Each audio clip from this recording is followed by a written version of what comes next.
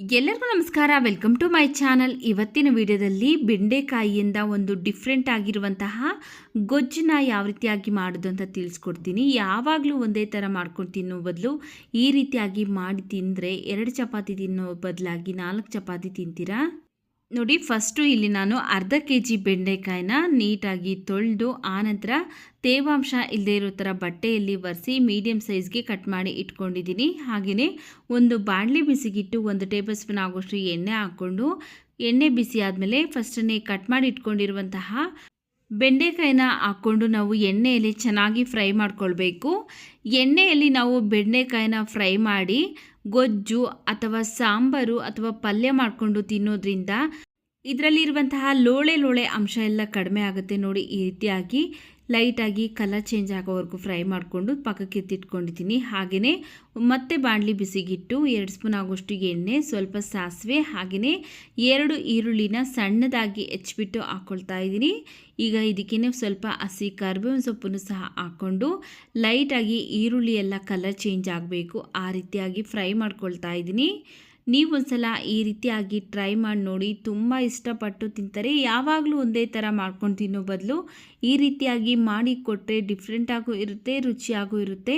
ಈರುಳ್ಳಿ ಎಲ್ಲ ಲೈಟಾಗಿ ಕಲರ್ ಚೇಂಜ್ ಆದಮೇಲೆ ಒಂದು ಅರ್ಧ ಸ್ಪೂನ್ ಆಗೋಷ್ಟು ಶುಂಠಿ ಬೆಳ್ಳುಳ್ಳಿ ಪೇಸ್ಟ್ನ ಹಾಕ್ಕೊಂಡು ಹಸಿ ಸ್ಮೆಲ್ಲೆಲ್ಲ ಹೋಗೋವರೆಗೂ ಫ್ರೈ ಮಾಡ್ಕೊಂಡಿದ್ದೀನಿ. ಈಗ ಇದಕ್ಕೆ ನಾನು 2 ಟೊಮೆಟೊ ಹಣ್ಣನ್ನು ಮಿಕ್ಸಿಯಲ್ಲಿ ಪೇಸ್ಟ್ ಮಾಡಿ ಈಗ ಇದಕ್ಕೆ ಹಾಕ್ಕೊಂಡು ಟೊಮೆಟೊ ಅಲ್ಲಿರುವಂಥ ಹಸಿ ಸ್ಮೆಲ್ಲೆಲ್ಲ ಹೋಗಬೇಕು, ಸ್ವಲ್ಪ ಕಲರ್ ಚೇಂಜ್ ಆಗಬೇಕು. ಆದ್ದರಿಂದ ಸ್ಟವ್ನ ಲೋ ಫ್ಲೇಮಲ್ಲಿ ಇಟ್ಕೊಂಡು 1-2 ನಿಮಿಷ ಚೆನ್ನಾಗಿ ಫ್ರೈ ಮಾಡ್ಕೊಳ್ಬೇಕು. ನೋಡಿ, ಈ ರೀತಿಯಾಗಿ 1-2 ನಿಮಿಷ ಆದಮೇಲೆ ಇದರಲ್ಲಿರುವಂತಹ ಎಣ್ಣೆ ಅಂಶ ಎಲ್ಲ ಬಿಟ್ಕೊಳ್ತಾ ಬರ್ತಾ ಇದೆ. ಈಗ ಇದಕ್ಕೆ ನಾನು 1 ಸ್ಪೂನ್ ರೆಡ್ ಚಿಲ್ಲಿ ಪೌಡರ್, ಹಾಗೆಯೇ 1/4 ಸ್ಪೂನ್ ಆಗೋಷ್ಟು ಅರಿಶಿನ ಪೌಡರ್, 2 ಸ್ಪೂನು ಧನಿಯಾ ಪೌಡರ್, 1/4 ಸ್ಪೂನ್ ಗರಂ ಮಸಾಲ ಹಾಕ್ಕೊಂಡು ಮಿಕ್ಸ್ ಮಾಡ್ಕೊಳ್ತಾ ಇದ್ದೀನಿ. ಈಗ ಇದಕ್ಕೆ ನಾವು ಫ್ರೈ ಮಾಡಿ ಎತ್ತಿಟ್ಕೊಂಡಿದ್ರಲ್ಲ ಎಣ್ಣೆಯಲ್ಲಿ, ಆ ಬೆಂಡೆಕಾಯಿನ ಈಗ ಇದಕ್ಕೆ ಹಾಕ್ಕೊಳ್ತಾ ಇದ್ದೀನಿ. ಹಾಕ್ಕೊಂಡು ಚೆನ್ನಾಗಿ ಒಂದ್ಸರಿ ಮಿಕ್ಸ್ ಮಾಡ್ಕೊಳ್ಬೇಕು. ಮಾಡೋದು ತುಂಬ ಈಸಿ, ತಿನ್ನಬೇಕಾದ್ರೆ ರುಚಿ ಮಾತ್ರ ಅದ್ಭುತವಾಗಿರುತ್ತೆ ಈ ಬೆಂಡೆಕಾಯಿ ಗೊಜ್ಜು.